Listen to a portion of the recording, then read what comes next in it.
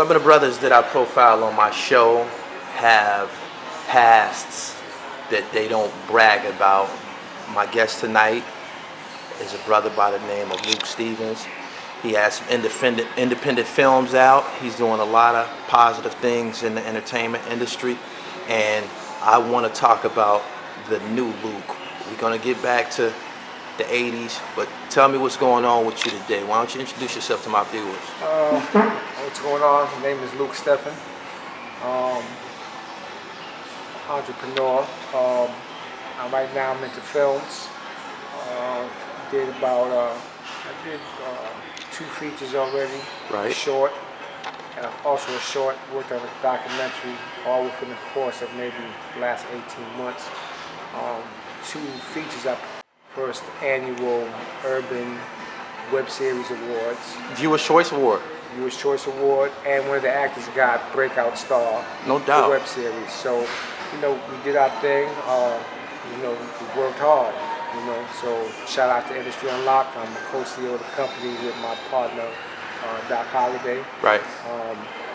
My partner's on a restaurant. I did a couple of restaurants, but they kind of went under because I had the wrong partnership. Okay. In business, just like in a love relationship, everything means the same. You got to be kind of on the same page. Otherwise, your shit can just go in disarray. Right. And I think that's what happened with the previous restaurants, but I'll call that not a loss, I'll call it a learning experience because I learned from them. I had one in Queens, a small one, and I invested into another one in Atlanta. Right. Both lasted maybe 18 months. The new one that I'm affiliated with, Vibes, it's going on its 4th year. Okay. So it's going strong. It's one of the best restaurants it's not one of the best, it's the best restaurant in Queens, food-wise. People come all the way from the Bronx just to get our food. It's a good thing. I just try to stay focused, try to stay busy. My past is what built the character that I am today, which is why I think that I'm successful because I'm really I'm a go-getter. I'm gonna get down in the trenches and make it work. No doubt. Trying to be the best that I can be. The title of my features is Pray Before You Eat. We came out with people was coming out with web series, so I decided to do something different and come out with a movie series. Okay. Then as I'm learning the game, as I go along, I said, okay, I need to do some other stories that deal with a message besides the urban thing, and I came out with a short film called Circles that deals with HIV. Right. We went to the New York Film Festival and we screened there. It was a pretty good experience, but I'm kind of learning as I go, and I feel that I'm going at an accelerated rate. Okay. I got some intelligence here, and I just put it to good use.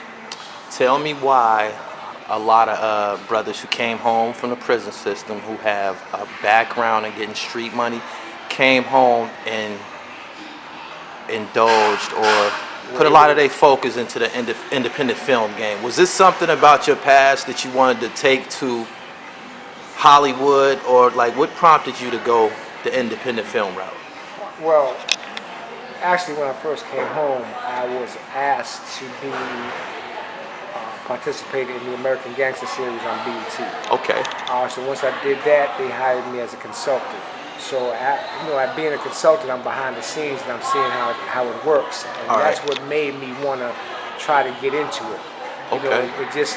It's all about the timing. So when the timing was right, and then my partner approached me because he was doing music videos. Right. It was like, let's do music videos. But then when we found the success in New York of web series, it was like, okay, let's try to crash into that. And that's what we went and dived into, and it kind of worked for us. So right now I'm trying to go to a higher platform because it's like I did it, I won at it. So why am I going back to that? You got to keep elevating yourself. I can't be stuck in the same road I've been on. You got to, you may start off with your first house might be one kind of way, but by the time you get to your third house, it can't be the same as the first one. Right. You have to keep going stronger. It's just like you know, if you on the corners, you ain't gonna be on the corner. That's not your life goal. Like, I'm gonna be on the corner all my life. You're gonna try to progress so that way you're not on the corner and you'll still be able to get some dollars and you're doing something else. Not to cut you off, I'm glad you said that. Explain the difference between the character that you have to repackage yourself as to deal in business as opposed to being back in South Jamaica, Queens, get money in the streets. Tell me the difference. The difference is that you have to accept some bullshit that you wouldn't accept before because it ain't like that. Like someone talking back to you, you know, whereas before if someone's talking back to you, you're gonna, you know, well, back in my time, we're gonna bring them in. We're gonna take them in the basement. We're gonna handcuff them to the poles and we're gonna whip that ass. All right. You can't do that now. You know Right. what I'm saying? Because, and the ones that have the most mouth be the women. You know what I'm saying? So it's just like, you know, and I mean, I'm not proud to say that I was an abuser, but the way that I grew up, it was like, that's what people was doing. Like I was taught like, yo, man, just get up in the morning and smack your bitch, and then she asks you what was that for, just say that's for the shit I ain't catch you for last week. No doubt. You understand what I'm saying? So it's like, when I went to prison, it's like I had to re-educate myself to become a better, responsible human being and a man, because that's not no way to live, because I don't want no one putting their hands on my daughters. No You doubt. know, I got 3 daughters, but that's just how I was brought up.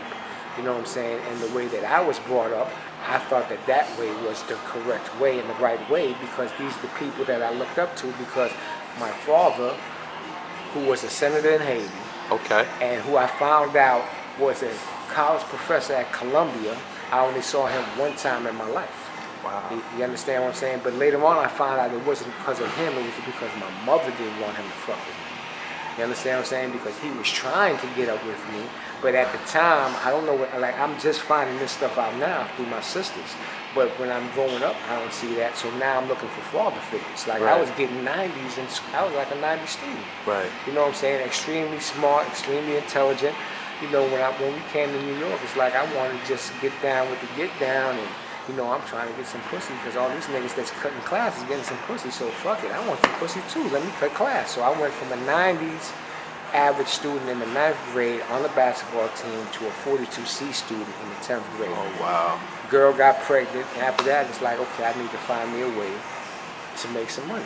You know what I'm saying? So I started out creeping.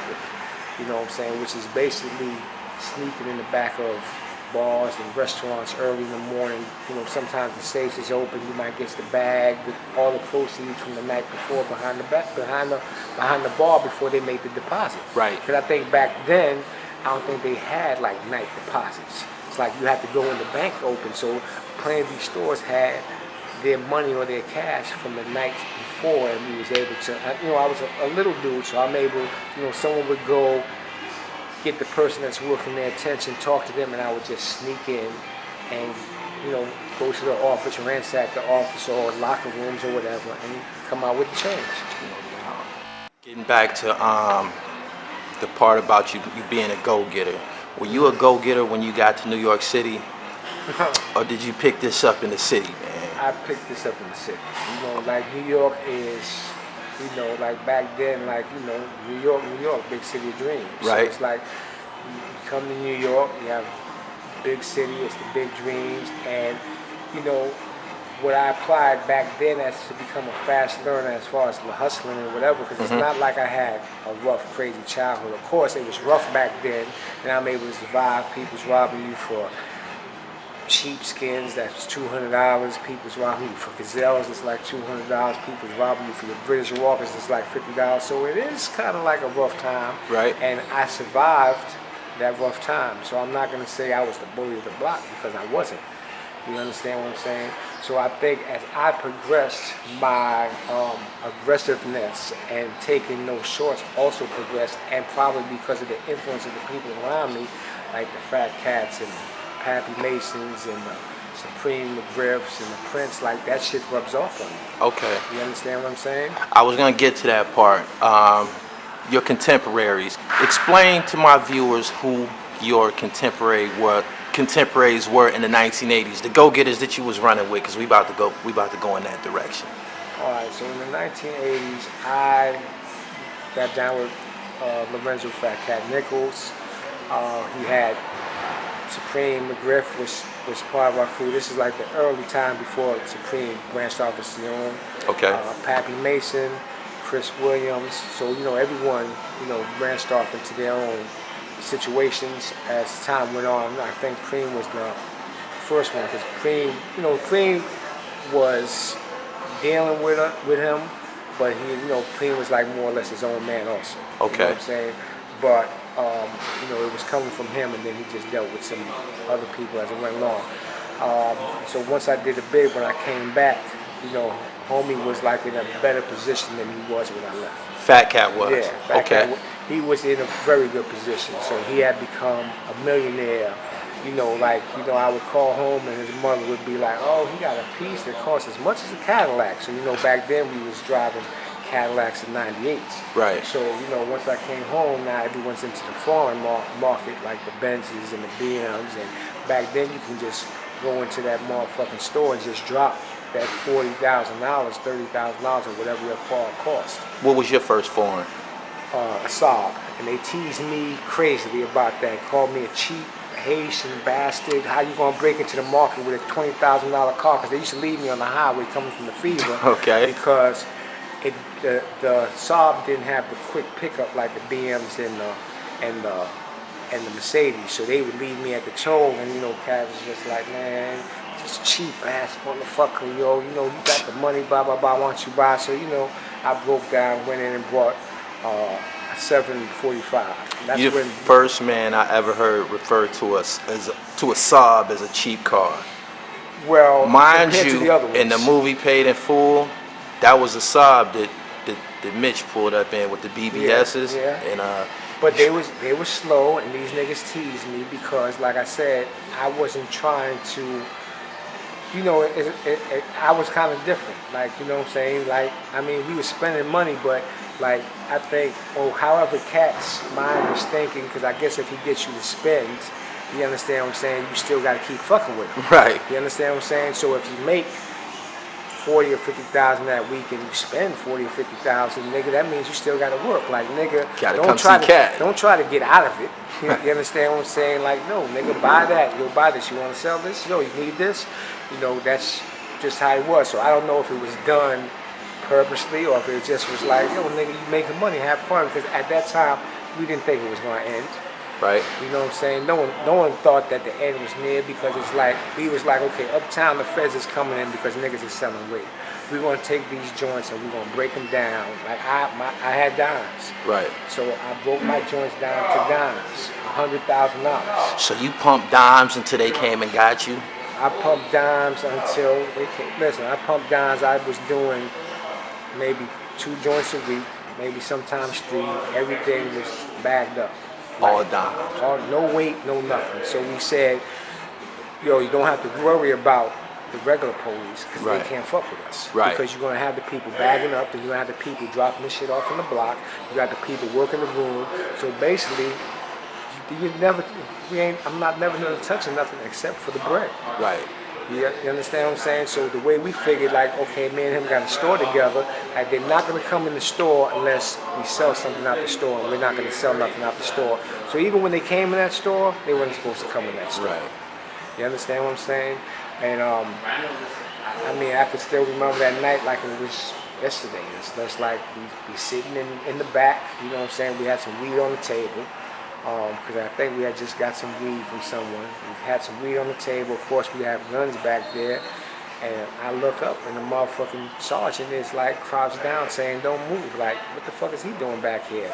So, of course, their report said that someone bought some weed from the store, but that was just bullshit. You know what I'm saying? You know, like, listen, people was making noise. And like, yo, they wanted to shut it down by all means necessary. That's what they did. Now, what happened in the after fact, because I think Cat got even stronger after we got locked up, because he was able to put people in positions to get money, and he started dealing with different people from Brooklyn and everywhere else now. So now it became, you know, he became stronger, and then when he's in there, it's like, you know, power is a motherfucker. Right. You understand what I'm saying? So now once you have that power, it's like, you know, you could do it. You could do anything. parole officer gets killed. Hey, I wasn't in. I'm in with him. Parole officer gets killed. You know what I'm saying? How it happened, why it happened. I'm not in that room at that time in that seating because we both locked up. Okay. And sometimes I look at things like shit happens for a reason. Like, okay, I got arrested when I got arrested. So he's my co-defendant. We're locked up. I got a bail. They remanded me though. So, parole remanded me. So now I'm stuck. But now when the parole officer gets killed, I'm not out. What was your what was your life like after the murder of Officer Edward Byrne? You said you was booked when it happened, right? I was booked with Ryan Rooney, which was the parole officer first, and then I was up north when Burns got killed. Okay. So Rooney was Cat's PO. Yeah. Okay. When Burns got killed, I was in. I came in, and I seen the news, and the crazy shit is like, I think I was in Clinton Annex. Like the whole niggas that was going to board, they're looking at me like, yo, y'all Queens niggas fuck shit up. Like, cause now everyone that's going to the board thinks they gonna get hit. Gonna get a hit, yeah. Now, after the Burns killing, of course, now once I come home, it's like I came home in, I think, 91. I came home. Of course, I started hustling. I'm doing my thing again out in the projects. And my old parole officer became the supervisor of Queens. Okay. And so I go into the parole office, and my parole officer pulls me to the side and like, yo, why didn't you tell me you was with Cadman? Like, I'm not supposed to tell you that. Nah. Like, you supposed to know all that. Right. That's my co-defendant. Right. You know what I'm saying? I'm not supposed to come in there. So she said, like, yo, they want to put you on special supervision. Like, I done been home over a year now. My shit is set up. Right. You understand what I'm saying? I'm situated. Like, nigga, you're not sending me to Brooklyn on special supervision. So I go and talk to actually I went and I spoke to a old timer and asked him what he should do, and he just was like, well, yo, you can't get no more time, so if you feel uncomfortable, boogie. So that's what I did. Right. I just said, fuck it, you know what I'm saying, shut the projects down, and I just stopped going out of town. You know what I'm saying? And I just like, yo, when they catch me, I still got the same amount of time left that I would have to do if I get violated. Yeah. So I'm like, come get me. I'm not gonna have my life all complicated, going to special supervision and every week, and now your niggas want me to quit my job because you feel at my job I make too much money. Like, the shit just went crazy. But right. That was because my old PO at the time, when they killed the parole officer, and then with the police shit, it was just like, yo, you know what I'm saying? Like, he's one of them. So he's one of them. We have to play him close. Right. You know, and I believe that's the reason why I got set up with my federal case. Because my federal case, I mean,